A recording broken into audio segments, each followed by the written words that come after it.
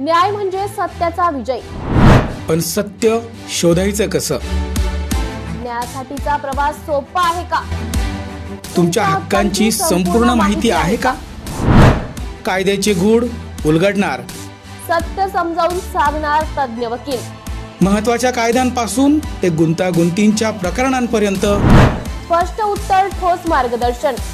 एक व्यासपीठ जिथे प्रत्येक प्रश्नाला मिळेल योग्य उत्तर।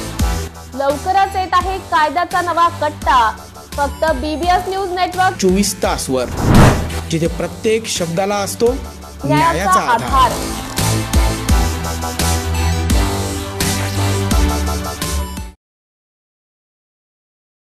आपली ओळख लपवून काम करणाऱ्या 8 बांगलादेशी नागरिकांना नाशिक पोलिसांनी अटक केली असून या बांगलादेशांनी वेषांतर केले होते। नाशिक पोलिसांनी अवैध बांगलादेशी नागरिक ही मोहीम सुरू केली होती। या मोहिमेत गोपनीय बातमीदाराच्या मार्फत पोलिसांना बांगलादेशी नागरिक हे एका कन्स्ट्रक्शन साइटवर काम करत असल्याची माहिती पोलिसांना मिळाली होती। या कन्स्ट्रक्शन साइटवर किमान 600 मजूर काम करीत होते। याच मजुरांमध्ये 8 बांगलादेशी नागरिक लपून बसल्याचं खळबळजनक माहिती पोलिसांना होती। नाशिक पोलीस या बांगलादेशी नागरिकांवर गेल्या 4 दिवसांपासून नजर ठेवून होते। API माळी यांना सदर बांगलादेशी नागरिक लपून असल्याची माहिती मिळाली होती। या बांगलादेशी नागरिकांना पकडण्यासाठी पोलिसांनी वेषांतर केले होते। संशयित बांगलादेशी नागरिक असल्याचा पुरावाही पोलिसांना मिळून आला आहे। काही जणांकडे बांगलादेशी शाळेतील शिकल्याचा दाखला मिळून आलाय, तर काही बांगलादेशातला जन्माचा दाखला पोलिसांना मिळून आला आहे। याविषयी अधिक माहिती पोलीस आयुक्त संदीप कर्णिक यांनी दिली आहे। पोलिसांनी ताब्यात घेतलेले संशयित बांगलादेशी नागरिक यांची नावे सुमन कलाम गाजी वय 26 वर्ष, अब्दुल अलीम मंडळ वय 23 वर्ष, शाहीन मफिजुल मंडल वय 22 वर्ष, लासल नूर अली शंतर वय 23 वर्ष, अरसाद आदर्श अली मुल्ला वय 30 वर्ष, आली सवान खाल मंडल वय 32 वर्ष, आल अमीन अमीनुर शेख वय 22 वर्ष, मोहसिन मैफिजुल मुल्ला वय 22 वर्ष या संस्थेच्याकडे भारतीय असल्याचे पुरावे मागितले असता त्यांच्याकडे पुरावे उपलब्ध होऊ शकले नाही। दोन्ही सभांकडे आधार कार्ड मिळून आले, ते ताब्यात घेण्यात आले। पोलिसांच्या माहितीनुसार यातील संशयित आरोपी सुमन गाजी हा सर्वप्रथम भारतात आला होता। त्याच्या संपर्कातून उर्वरित संशयित भारतात आले होते आणि सर्व बांगलादेशी यांना नाशिक पोलिसांनी ताब्यात घेतला आहे। नाशिक मध्ये अजून किती बांगलादेशीय वास्तव्यास आहे याचा तपास नाशिक पोलीस करीत आहे।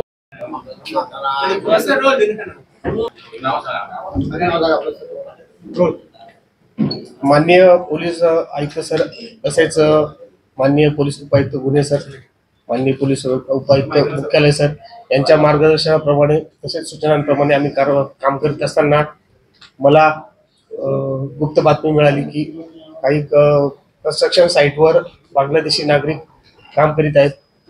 त्यावेळेला सदर बातमीची खात्री करण्यासाठी आम्ही 4 दिवसापासून त्या ठिकाणी वेषांतर करून, काही मजुराचे वेषांतर करून, तसेच सुपरवायझरचं वेषांतर करून त्या ठिकाणी मी व माझे सहकारी असे रेकी करत असताना त्यांचा ट्रॅक ठेवला आणि सदर बातमीची खात्री झाल्यानंतर सदर इस्मांना आम्ही ताब्यात घेतलेला आहे। स्वतः सुपरवायझर तसेच नाव घेतील ते यायचं इकडे। माझ्या जो सुपरवायझरचा रोल करणारे आमचे माझ्यासोबतचे API चव्हाण साहेब पुढे ठीक आहे। तसे माझ्यासोबत मजुराचा रोल करणारे वाघ सर, हवलदार वाघ आमचे वाघ साहेब पुढे असिस्टंट म्हणून जाधव मॅडम या पण आमच्या सोबत होत्या। तसेच मजुराचा रोल अजून महत्वाचा त्यांनी बनवला ते आमचे पठाण साहेब पठाण होते। पुढे आम्ही सर्व 4-5 दिवसांपासून त्या ठिकाणी रेकी करत होतो। रेकी करत असताना बांगलादेशी नागरिक असल्याची आम्हाला पूर्ण खात्री मिळाली। खात्री मिळाल्यानंतर आम्ही वरिष्ठांना ही माहिती दिली। वरिष्ठांकडे जसे आम्हाला सूचना प्राप्त झाल्या त्याप्रमाणे आम्ही छापा टाकून त्या सदर इस्मांना ताब्यात घेतले। ही बांगलादेशी कडची होती। तसेच गुप्त बातमीदाराला जे सांगितलं होतं त्याला सदर इस्मानची भाषेची कल्पना होती, त्यामुळे त्याने सुद्धा आम्हाला त्या बातमीचा दुजोरा दिला। 4 दिवसापासून त्या ठिकाणी फिरत होतो, अजूनमधून त्या ठिकाणी सर्व वर्करशी बोलत होतो। असे करीत असताना आम्हाला नाशिक पोलिसांतर्फे अवैध बांगलादेशी च्या शोध मोहिमेसाठी काही काळापासून मोहीम राबवण्यात आलेली होती. मागच्या आठवड्यामध्ये क्राईम ब्रांच नाशिक शहर पोलीस यांना माहिती मिळाली की एक कन्स्ट्रक्शन साईट आहे ज्या ठिकाणी साधारण 600 लेबर काम करतायत. तर त्या ठिकाणी काही बांगलादेशी नागरिक हे आपली ओळख लपवून त्या ठिकाणी काम करत आहेत. तर त्या इन्फॉर्मेशनला वर्कआउट करण्यात आलं, जी गोपनीय इन्फॉर्मेशन मिळालेली होती. त्याच्यामध्ये आमच्या मागे हे जे सर्व क्राईम ब्रांचचे अधिकारी अंमलदार आहेत यांनी खूप अतिशय उत्कृष्ट काम केलेलं आहे. API माळी यांना इन्फॉर्मेशन मिळालेली होती. माळी साहेब पुढे आपण. अतिशय उत्कृष्ट इन्फॉर्मेशन मिळालेली होती आणि त्याच्यानंतर साधारण 4 दिवस ही सर्व टीम वेषांतर करून वेगवेगळ्या प्रकारचे वेश करून, कधी लेबरच्या वेशामध्ये किंवा कधी इतर कुठल्या वेगळ्या वेशामध्ये या कन्स्ट्रक्शन साईटला व्हिजिट करत होते आणि ही इन्फॉर्मेशन त्यांनी वर्कआउट केलेली आहे.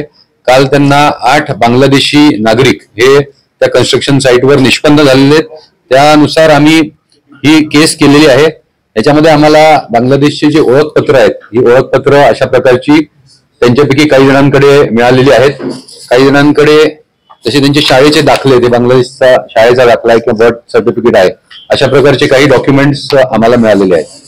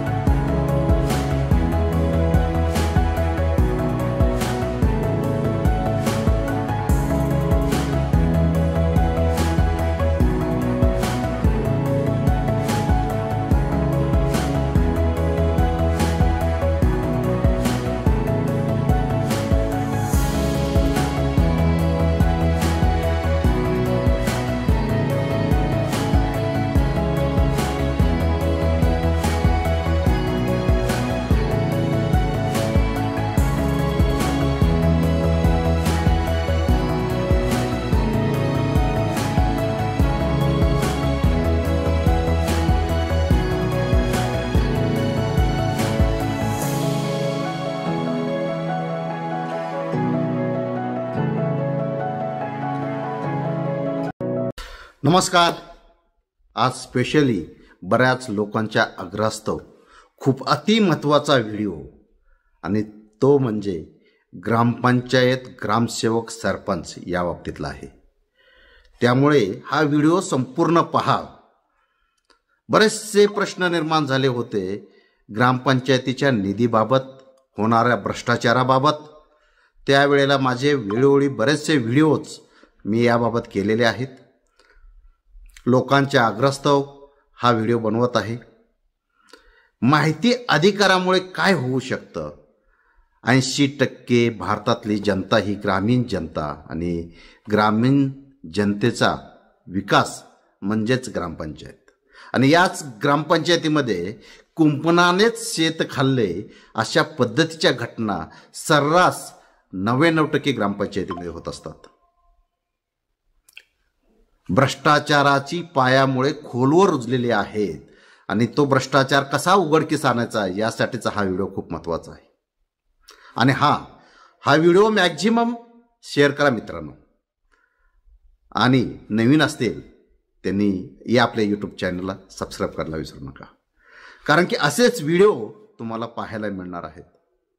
भ्रष्टाचार नाहीसा करण्यासाठी काय पावलं उचलायची, कशा पद्धतीनं माहिती अधिकाराचा अर्ज करायचा. माहिती अधिकार म्हणजे एक ब्रह्मास्त्र आहे, आणि ते ब्रह्मास्त्र कसं वापरायचं याची मी माहिती तुम्हाला आज देणार आहे, आणि ते पण उदाहरणासहित. नुकताच जळगाव जिल्ह्यातील मुक्ताईनगर तालुक्यातली वडोदा या गावी विजय सातव या ग्रामसेवकानं जवळजवळ लाखो रुपयाचा भ्रष्टाचार केला. आणि भ्रष्टाचार कसा केला त्याबाबतही मी स्पष्टपणे सांगणार आहे. त्यामुळे व्हिडिओ शेवटपर्यंत पहा आणि सबस्क्राईब करा नवीन असेल, आणि व्हिडिओ सेव्ह करा, शेअर करा, त्याचबरोबर कमेंटही करा की व्हिडिओ कसा वाटला. घटना जळगाव जिल्ह्यातील या गावामध्ये विजय सातव हा ग्रामसेवक कार्यरत होता. 23/24ची घटना आहे. त्या ग्रामसेवकानं 15वा वित्त आयोग जो मेन सोर्स आहे ग्रामपंचायतीला जो निधी येतो तो 15वा वित्त आयोग, त्या आयोगामार्फत येणारा निधी हा विविध घटकावरती खर्च करायचा असतो. ग्रामसेवकाने सरपंचाला हाताशी धरून कोणतंही काम केलं नाही तरी सुद्धा त्याची बिलं काढली गेली. मेरी पंचायत ॲपमध्ये कुठल्याही बिलाचा फोटो अपलोड केला नाही, चेकचा नंबर अपलोड केला नाही, कामाचे फोटो अपलोड केले नाहीत. त्याच सालामध्ये त्याच ग्रामपंचायतीमध्ये PWDने खर्च केला होता आणि PWDने कॉन्क्रिटीकरण रस्त्याचं त्याच्यावरती जवळजवळ 15 लाख रुपये खर्च केला होता. त्याचबरोबर गटर दुरुस्ती, त्याच्यावरती ढाकण, बंदिस्त गटर, त्याचबरोबर बरेचसे खर्च ह्या महाशय सरपंच आणि ग्रामसेवक यांनी मिळून कोणतंही अंदाजपत्रक सादर न करता त्यांनी चेक काढले होते. त्याच गावात रस्ता झाला होता आणि रस्त्या हा PWDने केला होता. PWDला पैसे PWDने दिले होते, परंतु त्याचा गैरफायदा घेत ह्या व्यक्तीने नुसता रस्ताच नाही तर गावातल्या विहिरीची दुरुस्ती, डागडुजी, LED लाईट, गावतळी याच्यावरती खर्च केला होता. इतर शासकीय खर्च असं करून लाखो रुपये याची बिलं त्यांनी पास करून खोटी कागदपत्र सुद्धा नाही केली आणि चेक काढले होते. त्याच गावातील नवयुवक प्रदीप कोथळकर यांनी माहिती अधिकाराचा अर्ज काढला आणि त्याच्यामध्ये विचारणा केली की 15व्या वित्त आयोगामध्ये किती रुपये खर्च झाले आणि त्याच्या लक्षात आलं सरपंच ग्रामसेवक यांच्या त्यांनी माहिती देणं स्टार्ट केली. प्रदीप तिथंच थांबला नाही, त्याने ज्या PWDनं तो रस्ता बांधला होता त्याच्याकडून माहिती घेतली. रस्ता PWDचा आहे हे त्याच्या लक्षात आलं आणि ग्रामपंचायतीने त्याच्यावरती खर्च केलेला आहे आणि बिलं काढलेली आहेत, हा पैशाचा आर्थिक अपहार केलेला आहे हे जेव्हा त्याच्या लक्षात आलं त्यानं सरळ पंचायत समिती गाठली. पंचायत समितीला तक्रार अर्ज केला. त्याला ग्रामसेवक माहिती अधिकाराखाली माहिती मागूनही देत नव्हता. पंचायत समितीमध्ये अपील केलं. अपिलामध्ये निर्णय दिला की त्यांना माहिती देण्यात यावी, परंतु ग्रामसेवकानं कोणतीही माहिती दिली नाही. ज्या वेळेला प्रदीपने ही माहिती BDO यांच्याकडं स्पष्टपणे सांगितली त्यावेळेला BDOने PWD अधिकाऱ्यांना पाचारण केलं आणि त्यांच्याकडून अहवाल मागून घेतला आणि त्यांनी अहवाल दिला की हा रस्ता आम्ही बनवलाय, त्याची MB, त्याच्या अदा केलेल्या रकमा, त्याचं इन्स्पेक्शन रिपोर्ट सगळं काही दिलं. BDOने त्यांना तिथं जाऊन इन्स्पेक्शन करा तुमच्या रस्त्याचं ते सुद्धा केलं. PWDचे अधिकारी गावात आले, त्यांनी इन्स्पेक्शनही केलं आणि शिक्कामोर्तब केला की हा PWDने रस्ता बांधलाय. आता मग PWDने हा रस्ता बांधला तर डबल बिल ग्रामपंचायतीने टाकायची गरजच नव्हती, परंतु सरपंच ग्रामसेवक यांची मिलीभगत आणि त्याच्या अगोदरही एक ग्रामसेवक होता विजय सातवच्या आधी, त्यांनी सुद्धा अशाच प्रकारचा गलथान कारभार केला होता आणि त्यांनी सुद्धा लाखो रुपयाची बिल त्यावरती सुद्धा त्यांनी खर्च केली होती. सदरच्या पहिल्या ग्रामसेवकाला त्याच्यावरती ही फौजदारीची आणि निलंबनाची टांगती तलवार आहे. अजून त्याच्यावरती का कारवाई झाली नाही ही सुद्धा गुलदस्त्यात माहिती आहे. आज निशा जाधव गट विकास अधिकारी मुक्ताईनगर यांनी विजय सातव यांना निलंबित केलं आहे. सदरच्या प्रदीपने त्यांना तक्रार अर्ज दाखल केलेला आहे की शासकीय निर्णयानुसार, शासकीय परिपत्रकानुसार सदर सरपंच आणि ग्रामसेवक या दोघांवरती ही फौजदारी केस दाखल करावी आणि त्यांनी लुटलेले पैसे शासकीय खात्यामध्ये त्यांच्याकडून जमा करून घ्यावी, त्यांना कायमचं निलंबित करावं. त्याच्या अगोदरचे ग्रामसेवक अजूनही त्यांच्यावरती कारवाई झाली नाही, त्यांनी सुद्धा अशाच प्रकारचा सेम अपहार केलेला आहे आणि शासनाचा स्पष्ट आदेश आहे की यांच्यावरती फौजदारी केस दाखल करावी. परंतु अजूनही त्या ग्रामसेवकावरती, दोन्ही ग्रामसेवक आणि सरपंच याच्यावरती फौजदारी केस दाखल झालेली नाहीये. प्रत्येक ग्रामपंचायतीमध्ये 15वा वित्त आयोग या माध्यमातून पैसे येत असतात शासनाचे आणि ते ग्रामपंचायतीने खर्च करायचे असतात ठराव घेऊन विविध विकास कामांवरती. परंतु हे बऱ्याचशा अंशी तुम्ही मिटिंगला जात असता त्यावेळेला खाली सह्या घेतात आणि वरती मायना कोरा ठेवतात. तुम्हाला एक विनंती आहे, हा एक फ्रॉडचा पहिला भाग आहे. तुम्ही कुठल्याही मिटिंगला गेला तरीसुद्धा त्या मिटिंगवरती प्रोसिडिंगवरती सह्या करू नका. वरती विषय असल्याशिवाय आणि विषय संपल्यावरती मध्ये जागा असते त्याच्यावरती डॅश मारा आणि काही विषयवरती घेतले ते वाचा आणि मगच सह्या करा. इथून सुरुवात होती करप्शनची. यासाठी तुम्ही बैठकीला ग्रामपंचायतीच्या हजारात जा, प्रत्येक मिटिंगचं प्रोसिडिंग वाचत चला, कुठे खर्च करतायत ते पहा, त्याच्यानंतर खर्च केलाय का नाही हे जाणून घ्या, त्या ठिकाणी जावा, खर्च त्याच विभागावरती त्याच ठिकाणी केलेला आहे का ते सुद्धा पहा. मेरी पंचायत ॲपमध्ये त्याचे फोटो आहेत का? आता खूप ॲडव्हान्स टेक्नॉलॉजी आलेले आहे. तुम्ही घर बसल्या मेरी पंचायत ॲप डाउनलोड करून तुमचं जिल्ह्याचं नाव, तालुक्याचं नाव, तुमच्या गावचं नाव टाकू शकता. तुम्हाला प्रत्येक 15 दिवसाचे रिपोर्ट येतील, जमा खर्च येतो, पूर्ण अहवाल येतो, हे तुम्ही चेक करत राहा. माहिती अधिकाराखाली माहिती घ्या, माहिती अधिकाराखाली अर्ज घ्या की किती रकमा ह्या चालू वर्षामध्ये आल्या, किती रकमा खर्च झाल्या, कोणकोणत्या विकास कामावरती खर्च झाला, ह्या माहिती अधिकाराचा अर्ज तुम्ही करत राहा. माहिती अधिकाराचा अर्ज हा त्या विभागातील ग्रामपंचायतीमध्ये ग्रामसेवकाला द्या, त्याची पोच घ्या आणि माहिती आल्यावरती तुम्ही ती माहिती तपासून पहा, खर्च कुठल्या गोष्टीवरती झाला आहे आणि त्या कामाच्या ठिकाणी जावा, त्या क्वालिटीचं काम आहे का, पाईपलाईन, नळ दुरुस्ती. बऱ्याचशा ठिकाणी TCLचं औषध पाणी स्वच्छतेसाठी वापरतात, परंतु फक्त बिल जोडली जातात आणि 99% तिथे TCLच्या औषधाचा उपयोग होत नाही. तर असे विविधचे भ्रष्टाचाराचे प्रकार आहेत. जसं ह्या गावामध्ये झालं, LED लाईटसाठी त्यांनी हजारो रुपये खर्च केले, परंतु LED लाईटही लावल्या नाहीत. तुम्ही तपासा खर्च झालाय आणि तिथं खर्च झाल्यावरती नक्की त्यासाठीच खर्च झालाय का, हा माहिती अधिकाराने माहिती मागवा आणि तपासा. अशा प्रकारचे करप्शन ग्रामपंचायतीमध्ये जवळजवळ 99% चालू आहेत, सरपंच, ग्रामसेवक याच्या मिलीभगतीतून. त्यामुळे तुम्ही याच्यावरती कारवाई करा आणि भारत देश भ्रष्टाचारमुक्त करा. आणि हो, माहिती अधिकाराचा अर्ज प्रत्येकाने माहिती अधिकाराचा अर्ज प्रत्येक गावामध्ये तुम्ही द्या. तुम्ही जर उभं राहिला ना तर ग्रामपंचायतीमधील भ्रष्टाचार संपुष्टात येईल. किमान 5 तरी माहिती अधिकाराचे अर्ज महिन्यामध्ये त्या जर ग्रामपंचायतीला गेले तर त्यांना भ्रष्टाचार करण्यास वाव मिळणार नाही. सो हा व्हिडिओ कसा वाटला? हा व्हिडिओ आवडल्यास लाईक करा, फॉलो करा, सबस्क्राईब करा चॅनलला आणि त्याचबरोबर शेअर करा असे विविध व्हिडिओ. आणि तुम्हाला नेक्स्ट व्हिडिओ कोणता पाहिजे ते सुद्धा कमेंट करून सांगा. आणि तुमच्या ग्रामपंचायतीमध्ये भ्रष्टाचार होतोय का, तुमच्या ग्रामपंचायतीचं नाव हे सुद्धा कमेंट करा. कुठून तुम्ही हा व्हिडिओ पाहताय ते सुद्धा कमेंट करा. Thank you very much. मी डॉक्टर विजय दिघे, लेखक, माहिती अधिकार पुस्तक, त्याचबरोबर राष्ट्रीय अध्यक्ष माहिती अधिकार क्लब. जय हिंद.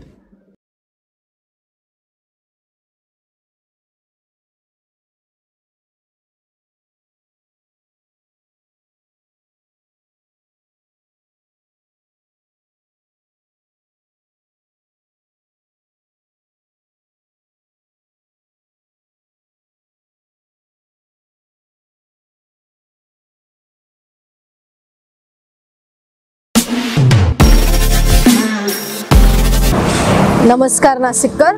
आज आपण आहोत ललित रुंठा ग्रुप यांच्या रुंठा फ्लोरेन्झा या प्रोजेक्टला. तर हा प्रोजेक्ट आहे प्रीमियम लोकेशनला, म्हणजेच गोविंद नगर जवळ.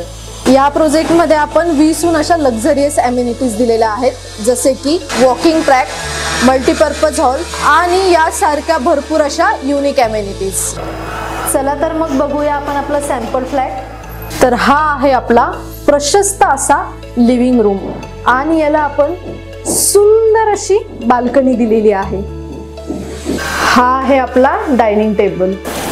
तर हा आहे आपला किचन एरिया आणि आपण इथे किचन चॉपिंग काउंटर वेगळं दिलेलं आहे. इथे आपण दिलेले आहेत किचन ट्रॉलीज आणि स्टोरेजसाठी आपण इकडे कॅबिनेट्स पण दिलेले आहे आणि प्लस आपण इथे युटिलिटी एरिया पण दिलेला आहे. हा आहे आपला चिल्ड्रन बेडरूम आणि याचं वैशिष्ट्य म्हणजे इथे आपण फोल्डेबल असा बेड दिलेला आहे. इथे आपण दिलेला आहे कॉमन वॉशरूम, ज्याला अटॅच आपण मिरर सुद्धा दिलेला आहे. हा आहे आपला मास्टर बेडरूम आणि ज्याला आपण अटॅच टॉयलेट आणि वॉशरूम दिलेला आहे. मग नाशिककर, कसा वाटला तुम्हाला आमचं सॅम्पल फ्लॅट? तुम्ही पण येत आहे ना आमचं सॅम्पल फ्लॅट बघायला?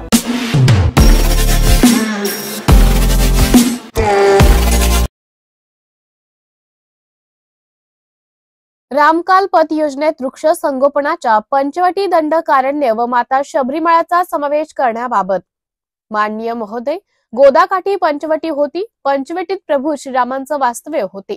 माता गोदेच्या निर्मळ प्रवाहात प्रभू श्रीराम स्नान करीत होते. केंद्र सरकारच्या रामकाल पथ योजनेत आपल्याला तब्बल 100 कोटी रुपयांचा निधी प्राप्त होत आहे. वृक्ष संगोपनाने प्रभू श्रीरामांची पंचवटी दंडकारण्य न उभारता या निधीचा वापर फक्त रंगरंगोटी व पुतळे उभारणी करिता करणे प्रभू श्रीरामांचे कार्य अपूर्ण ठरेल.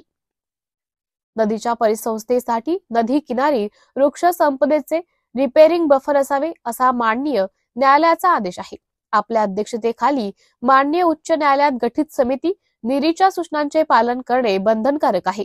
नियोजनकर्त्यांनी नदीच्या पर्यावरणीय विकासासाठी नदीकाठी भारतीय प्रजातींच्या वृक्ष लागवडीने रिव्हरफ्रंट डेव्हलपमेंट सारखे उपक्रम राबवावेत व संपूर्ण नदी काठी निळ्या पुरुष रेषेपर्यंत वृक्ष लागवडीचा जैवविविधतापूर्ण कॉरिडॉर तयार करावा असं स्पष्ट सूचना निरी या संस्थेने दिलेल्या आहेत. ब्रह्मगिरी की हरियाली, गोदावरी की निर्मलता असं ब्रीदवाक्य मॅगसेने पुरस्कार विजेते भारतीय कीर्तीचे जगप्रसिद्ध जलतज्ञ डॉक्टर राजेंद्र सिंह ब्रह्मगिरी पर्वतावर घनदाट वृक्ष लागवड यांनी केले आहे. ब्रह्मगिरी पर्वतावर घनदाट वृक्ष लागवड दंडकारण्य बनवल्याशिवाय माते गोदेची निर्मळता साधता येणार नाही असं वारंवार सांगत असताना ब्रह्मगिरी दंडकारण्य उभारणीची हीच योग्य वेळ व योजना आहे. नदीत अमृत तयार होण्यासाठी पर्वतावर हजारो साधू संतांची तपश्चर्या व तपश्चर्येसाठी तपोभूमी ब्रह्मगिरी पर्वतावर वृक्ष संपदेचे दंडकारण्य उभारणे गरजेचे आहे. एका गल्लीत पुरते व फक्त पुतळ्यामध्ये प्रभू श्रीरामांना सीमित करणे योग्य नसून माता शबरींच्या फळझाडांच्या वाटेवर प्रभू श्रीराम भेट देत असताना त्र्यंबक ते नाशिक मधील गोदेच्या निळ्या पुरुष रेषेतील शेतकरी बांधवांना विष रसायन मुक्त फळबाग लागवडीस प्रोत्साहन देण्यासाठी या निधीचा वापर झाल्यास ब्रह्मगिरी ते नाशिक असा मोठा रामकाल पथ निर्माण करता येईल. केंद्रीय पर्यटन मंत्रालयाच्या प्रेक्षणीय स्थळांना जागतिक स्तरावर मान्यता मिळवण्यासाठी प्रभू रामांना प्रिय दंडकारण्य ब्रह्मगिरी, पंचवटी, नाशिक नगरी व शबरीमळा गोदातीरी अशी विस्तृत रामकाल पथ योजना आपण साकारणे, रामराज्य स्थापन करणे ठरेल. प्रभू श्रीरामांच्या वृक्षसंपन्न पंचवटी दंडकारण्य रामकाल पथ उभारणीच्या या उद्दांत कार्यात आपण पुढाकार घेण्याची नम्र विनंती आम्ही आपणास करत आहोत. आपले नम्र रामकाल पथ पंचवटी दंडकारण्य शबरीमळा समिती. धन्यवाद. 100 कोटीचा निधी दिला आहे रामकाल पथ ह्या योजनेसाठी. आता रामकाल पथ ही योजना शासनाने काय केलं, एक गल्लीपुरती ठेवलेली, परंतु ही गल्लीपुरती नाही आहे. ब्रह्मगिरीचं जे दंडारण्य आहे पूर्ण ते सुद्धा कमी आहे, तिथं सुद्धा झाडे लागली जावे. तिथून खाली आल्यानंतर त्र्यंबकपासून तर नाशिक गोदावरीपर्यंत एवढा सगळा हा पथ आहे, इथे सगळ्या ठिकाणी झाडं लागली जावी. ब्ल्यू लाईन जी आहे तिथं शेतकऱ्यांनी झाडं लावावी, ते शेतकऱ्यांच्या ताब्यात आहे.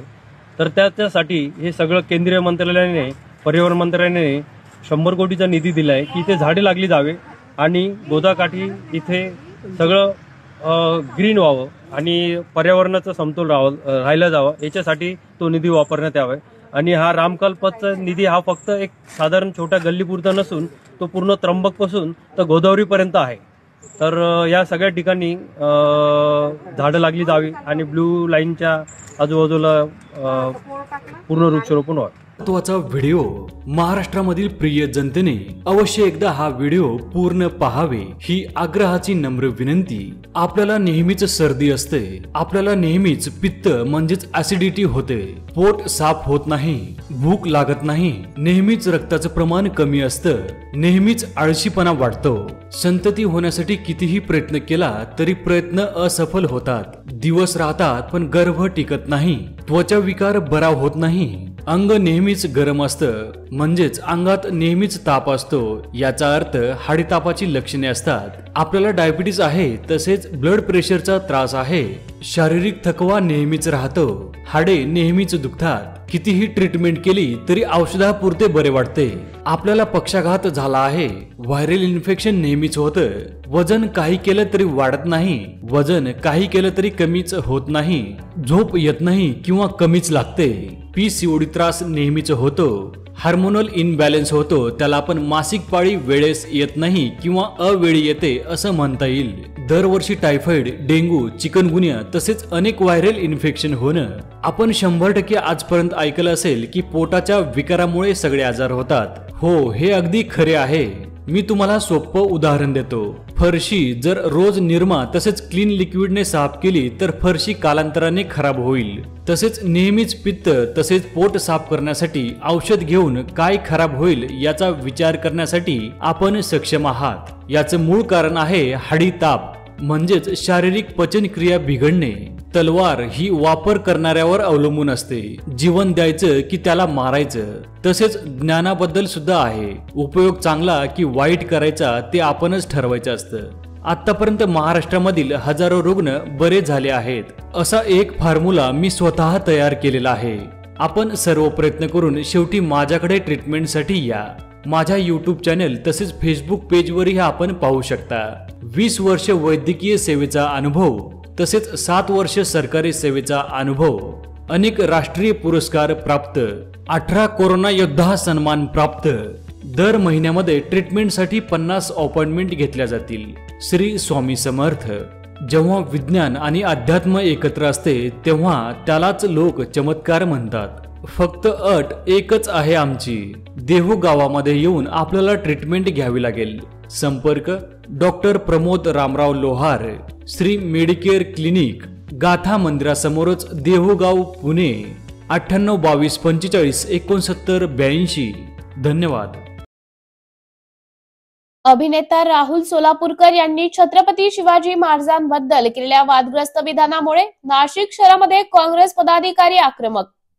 छत्रपती शिवाजी महाराजांच्या बद्दल वादग्रस्त वक्तव्याच्या विरोधात नाशिक शहर काँग्रेस पक्षातर्फे भद्रकाली पोलीस स्टेशन मध्ये जाऊन निवेदन देण्यात आले.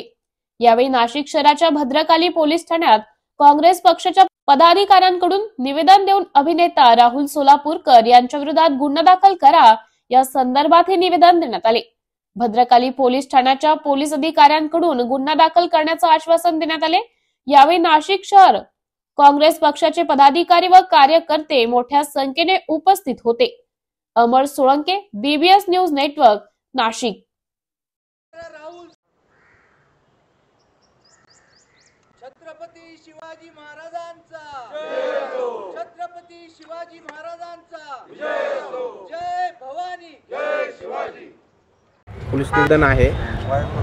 2 दिवसापूर्वी एका पॉडकास्टच्या मुलाखतीमध्ये अभिनेता राहुल सोलापूरकरांनी छत्रपती शिवाजी महाराजांबद्दल अतिशय बेताल वक्तव्य केलं.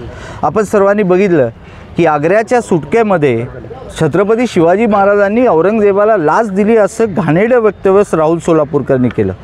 आपण सर्व, मी असेल, माझे पिढीतला असेल, मागचे असेल, आपण असाल, सर्वजण आग्र्यातून सुटका हा धडा आपल्याला इतिहासामध्ये शाळेमध्ये शिकवला जातो.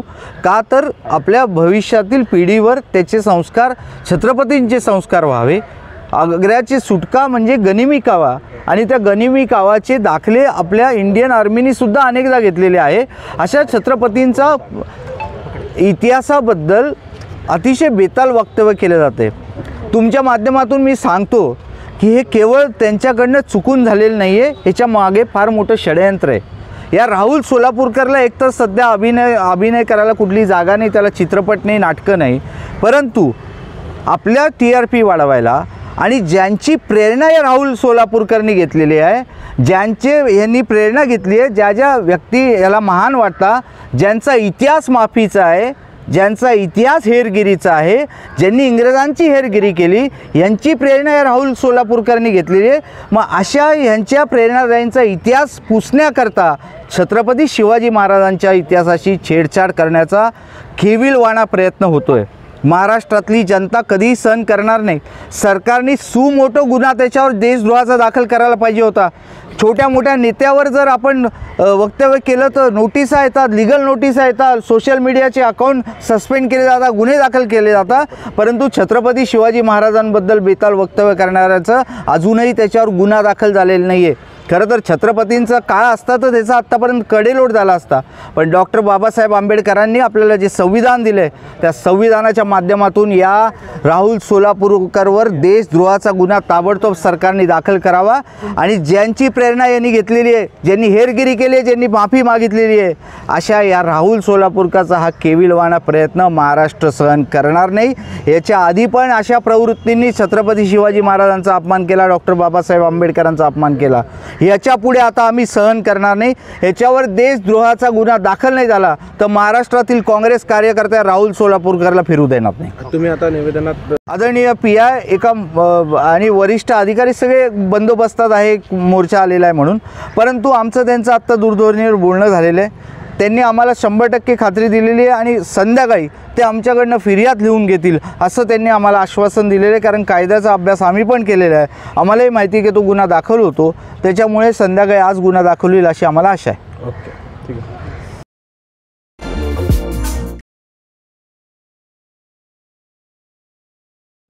Shankar Education Societies, Dr. Kuchar Subhash High School, English Medium, Hindi Medium, Junior College of Commerce and Science, Nivlali Camp, 422401.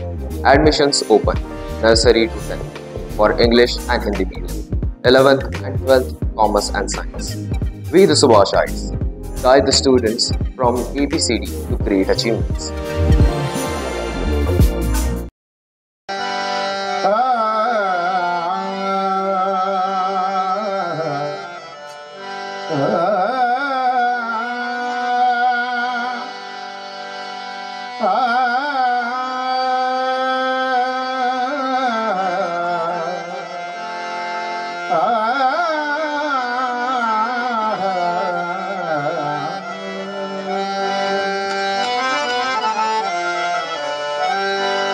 धन्य झाली ती रमाई, धन्य झाली ती माझी भीमान, नभोती नवकोटीची ती आजची कमाई. काय म्हणतात? तुझीच कमाई आहे ग भीमाई, तुझीच कमाई आहे ग भीमाई, तुझीच कमाई आहे ग भीमाई. भीमाई तुझीच कमाई कसं म्हणतात? तुझीच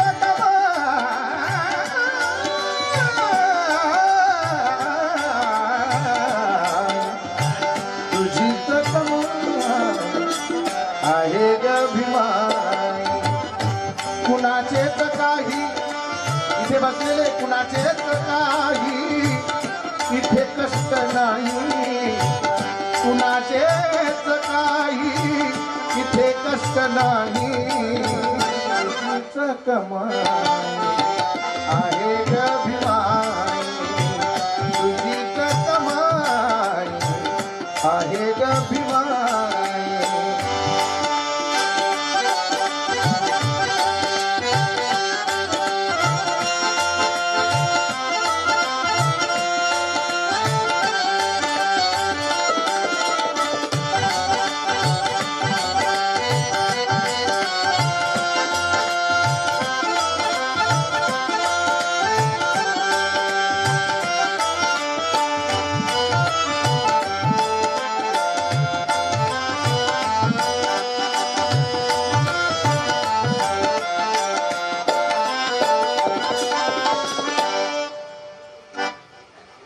काय म्हणतात? आलं काय लक्षात? काय नुसते कॅमेरा फोटो काढायला नको, फोटो काढण्यामध्ये असतं नसतं. शायराना अंदाज बघा काय आहे. तुमच्याकडे लक्ष असल्यामुळे मी सत्य आहे बरं काय. हा वामन दादा कर्डक काय म्हणतात, कुणी मानसाला इथे हिनले की, कुणी मानसाला इथे दिनले की, कुणी मानसाला इथे दिनले की, कुणी मानसाला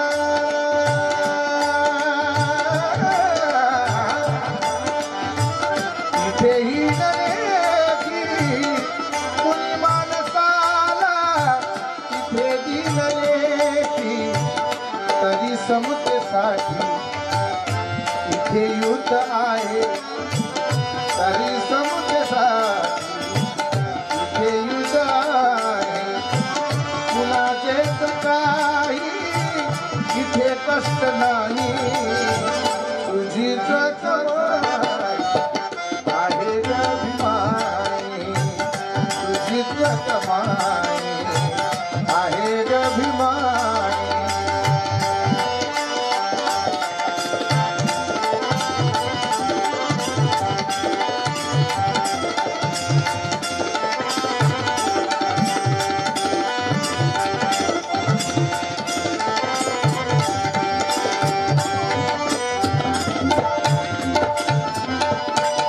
वामनदादा म्हणतात बघा, आपल्या स्वतःच्या परिवारासाठी तर आपण जगतोच, एकल्यासाठी जगणे नव्हे, जगणे तर अख्ख्या जगासाठी. वामनदादा म्हणतात, माय माऊलीचे इथे दिन आहे, माय माऊली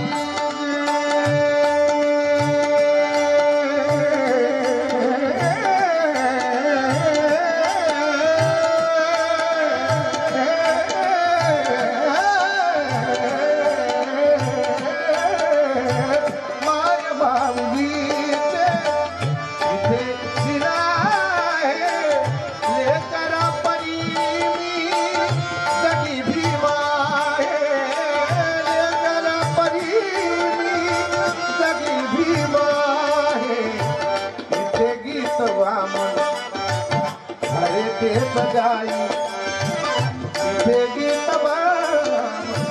करे ते सगाई, कुणाचे सगाई इथे कष्ट नाही, कुणाचे सगाई इथे कष्ट नाही, तुझीच कमाई आहे गभिमानी, तुझीच कमाई आहे गभिमानी, तुझीच कमाई आहे गभिमानी.